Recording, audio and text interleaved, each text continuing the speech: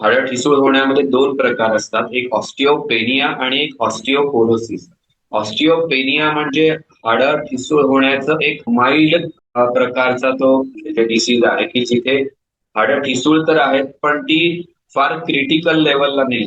ज्यावेळेस हाडं क्रिटिकल लेवलला ठिसूळ होतात म्हणजे बऱ्यापैकी त्याच्यामध्ये फ्रॅक्चर, साध्या सिंपल फॉल नंतरही मेजर फ्रॅक्चर व्हायची रिस्क जिथे होते, हाडाचं जे इंटरनल स्ट्रक्चर आहे, जो मेन हाडाचं आतमधलं हे जे स्ट्रक्चर आहे आतमधलं, सो ते जितकं ठिसूळ होईल, जितकं कमी होईल त्याला म्हणतात हाडं ठिसूळ होणे किंवा ऑस्टिओपोरोसिस. आपण शक्यतो डेक्झा स्कॅन किंवा काही अल्ट्रासोनोग्राफीद्वारे हे आपण बघतो की ऑस्टिओपेनिया आहे का ऑस्टिओपोरोसिस आहे. शक्यतो -1 टू -2.5 पर्यंत जर टी स्कोअर आला तर त्याला आपण म्हणतो ऑस्टिओपेनिया, आणि ऑस्टिओपोरोसिस म्हणजे -2.5 -2.5 पेक्षा जर जास्त ते वाढत गेलं तर त्याला म्हणतो ऑस्टिओपोरोसिस. हाडाचं जे बेसिक इंटरनल स्ट्रक्चर आहे स्ट्रॉंग राहणं, तेच हळूहळू कमकुवत व्हायला लागतं. तर काही फरक नाहीये. जे ऑस्टिओपोरोसिस आहे तो पण एज रिलेटेडच फॅक्टर आहे. मोस्टली हे एज रिलेटेड किंवा काही जणांच्यात हायपोथायरॉइडिझम कोणाला आहे किंवा काही इतर असोसिएटेड इलनेसेस आहेत त्याच्यामध्ये आपल्याला हाडं ठिसूळ होणं दिसतं. पण शक्यतो हाडं ठिसूळ मोस्ट कॉमनली ही ऍडव्हान्सिंग एजमुळेच होतात. सो दोन्हीमध्ये फार फरक असा काही नाहीये. ऑस्टिओपोरोसिस मध्ये लॉस ऑफ हाईट म्हणजे आपली जी उंची आहे ती आपल्याला हळूहळू कमी होताना दिसते. सो हा सांगाडा आहे. आता त्याची जी हाईट आहे ती नॉर्मल ज्यावेळेस आपल्याला बोन बँक जी असते मॅक्सिमम ती चांगली ही 25 ते 30 या वयोगटामध्ये असते. 35 नंतर जे आपण डिपॉझिट करत जात असतो याच्यामध्ये ते हळूहळू कमी होत असतं. आता होतं काय की जेव्हा आपल्याला ऑस्टिओपोरोसिस आपण म्हणतो त्यावेळेस यातल्या काही काही गोष्टी आहेत, यातल्या काही काही कॅल्शियम, मॅग्नेशियम, फॉस्फरस, काही मिनरल्स हे सगळे यातून हळूहळू कमी व्हायला लागतात. मग बोन पेन तुम्हाला चालू होणं, लो बॅक पेन तुम्हाला किंवा पाठीचं दुखणं चालू होणं, पाठीला कुबड येणं, जर ह्याची जे हार्ड स्ट्रक्चर्स आहेत त्याची धरून ठेवायची कॅपॅसिटीच नसेल स्वतःला तर त्याला तो बाक येणं. तुम्ही बघितलं असेल म्हाताऱ्या वयोवृद्ध लोकांना हळू तो पाठीला कुबड किंवा बाक यायला लागतो. सो ही त्याची काही लक्षणं आहेत की ज्याच्यामुळे आपण ऑस्टिओपोरोसिस आहे असं म्हणू शकतो. त्यांना जनरल काही ऍक्टिव्हिटीज नॉर्मल चालणं फिरणं करताना, काही वजनं हलकी फुलकी वजनं उचलताना पण जॉईंट पेन्स होणं, दुखणं, थोडंफार चालणं फिरणं झालं तरी पण सगळी हाडं दुखायला लागणं, काही ऍक्टिव्हिटी न करता देखील हाडं दुखायला लागणं, ह्याच्यामध्ये आपण समजू शकतो की हाडं ठिसूळ झालेली आहेत. भारतीय बायकांच्या 45 ते 50 पर्यंत विटाळ जायला चालू होतो. तो ज्यांचे बायकांमध्ये साधारण विटाळ जायची जी प्रक्रिया असते, मेनोपॉजची जी प्रक्रिया आहे, त्या दरम्यान इस्ट्रोजेन हॉर्मोनचा जो चांगला इफेक्ट शरीरातल्या हाडांवरती आहे, तो कमी व्हायला लागतो. तो जसा कमी होईल त्याचा इफेक्ट, तसं कॅल्शियमचं डिपॉझिशन पण कमी व्हायला लागतं आणि हाडं ठिसूळ व्हायला लागतात. हेच पुरुषांमध्ये हे प्रमाण साधारण 60 नंतर होतं. शक्यतो पुरुषांमध्ये मोबिलिटी चांगली राहिली तर 60 पर्यंत ऑस्टिओपोरोसिस फार होत नाही. 60 नंतर मात्र ती प्रोसेस फार फास्ट व्हायला लागते. आता एखाद्या स्ट्रेसफुल सिच्युएशन मध्ये जर कोणी असेल, ज्यावेळेस जितकी आपली स्ट्रेसफुल सिच्युएशन असते, आपल्याला शारीरिक ओढाताण जितकी होत असते, मानसिक ओढाताण होत असते, त्याच्यामधून कॉर्टिसोल नावाचा एक हॉर्मोन निघतो. किडनीच्या वरती सुप्रारिनल ग्लँड्स म्हणून असतात. जो स्ट्रेस हॉर्मोन आहे तो रिलीज होतो. तो जितका जास्त प्रमाणात रिलीज होईल तितकीच हाडं लवकर ठिसूळ व्हायला लागतात. सो जितका तुम्हाला स्ट्रेस जास्त असेल तेवढी हाडं ठिसूळ व्हायचं प्रमाण जास्त होतं. तुमचं अल्कोहोल इंटेक जर खूप जास्त असेल तर हाडं ठिसूळ व्हायचं प्रमाण जास्त असतं. तुमचं कॅफीन, चहा कॉफीचा इंटेक 2 ते 3 कप पर डे पेक्षा जास्त जर चहा कॉफी होत असेल तर तुमची हाडं ठिसूळ व्हायला लागतात. एक्सेस सॉल्ट, बरेच जणांना मीठ खूप जास्त खायची सवय असते. त्याच्यामध्ये सोडियम नावाचं एक मिनरल असतं. जितकं जास्त तुम्ही मीठ खावाल, जितकं जास्त सोडियम शरीरामध्ये जाईल, तितकं ते किडनीला कॅल्शियम एक्सक्रीट करायला भाग पाडतं. त्यामुळे जे कॅल्शियम किडनीमधून बाहेर फेकलेलं रिअब्सॉर्ब होणार होतं, ते रिअब्सॉर्ब होत नाही आणि किडनीमधून युरिनच्या थ्रू बाहेर फेकलं जातं. सो हे काही लाईफस्टाईल चेंजेस आहेत की जे आपण करू शकतो हाडं ठिसूळ जी आहेत ती होऊ नयेत म्हणून.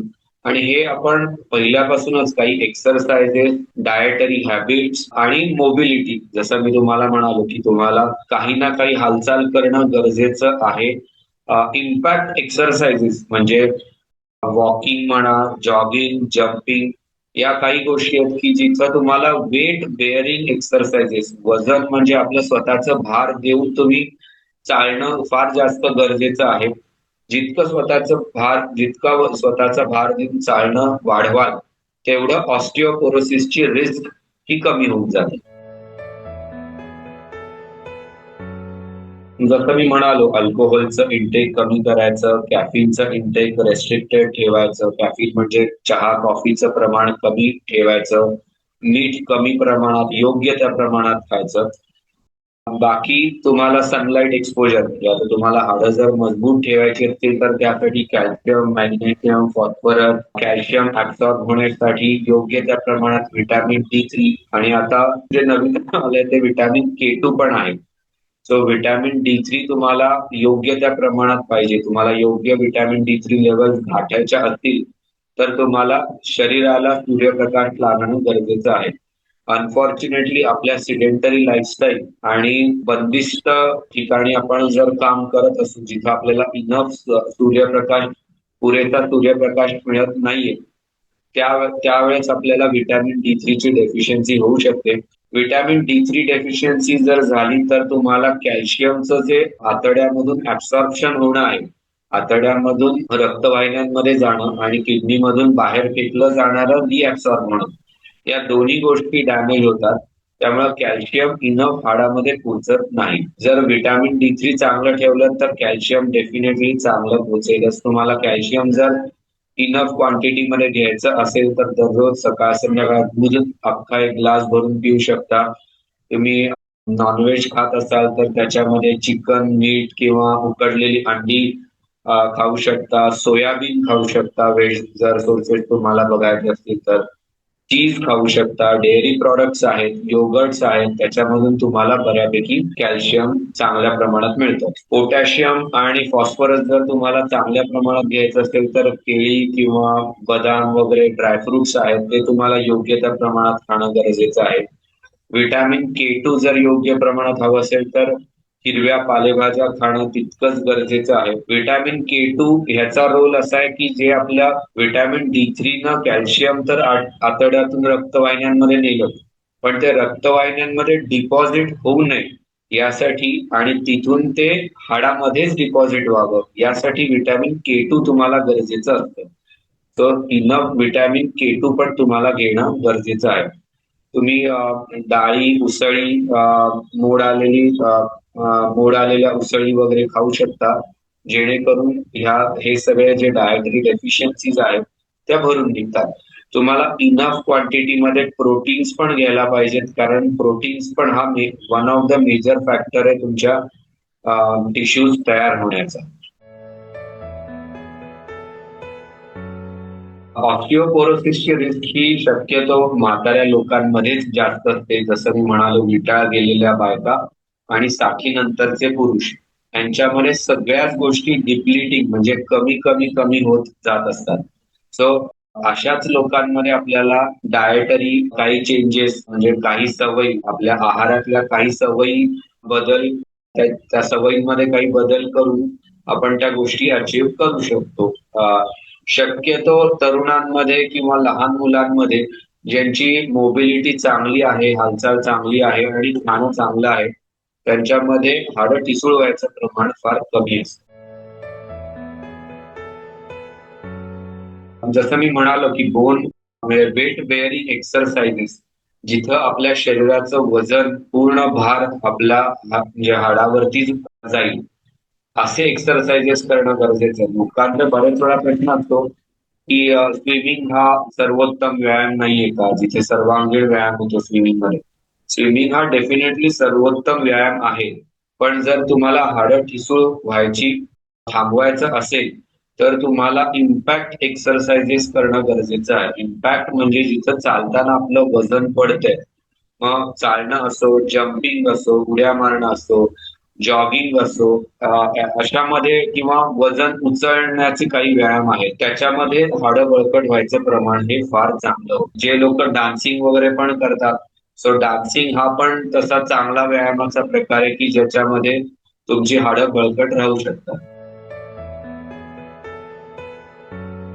ऑस्टिओपोरोसिसला मॅडम 2026 मध्ये आपण बऱ्यापैकी प्रगत झालेलं आहे की ज्याच्यामध्ये आपल्याला काही औषधं देऊन आपण हे बरं करू शकतो. टेरिपॅराटाइड काही अनाबोलिक एजंट्स म्हणून काही औषधं आहेत की ज्याच्यामध्ये टेरिपॅराटाइड म्हणून आहे किंवा अँटीबॉडीज काही मोनोक्लोनल अँटीबॉडीज आहेत. ती आपण देऊन या गोष्टी ऑस्टिओपोरोसिस जे आहे ते प्रिव्हेंट म्हणजे ट्रीट करू शकतो. कॅल्शियम, व्हिटॅमिन D3च्या गोळ्या ह्या लॉंग टर्म मध्ये आपण म्हाताऱ्या लोकांना हे देऊ शकतो. पण ज्याच्यामध्ये आपण डेक्सा स्कॅन केलेला आहे आणि -2.5 पेक्षा पण खराब स्कोर आहे, तर त्या पेशंट्सला डेफिनेटली ट्रीटमेंटची आवश्यकता असते. त्याच्यामध्ये काही अनाबोलिक एजंट्स म्हणून आहेत. तर त्याच्यामध्ये तुम्हाला इंजेक्शन टेरिपॅराटाइड आणि रोमोसोझुमॅब नावाचे इंजेक्शन्स आहेत. तर ते इंजेक्शन्स आपण देऊन ही ट्रीटमेंट आपल्याला पेशंटची हाडं ठिसूळ व्हायचं प्रमाण किंवा स्पीड आहे तो कमी करता येऊ शकतो.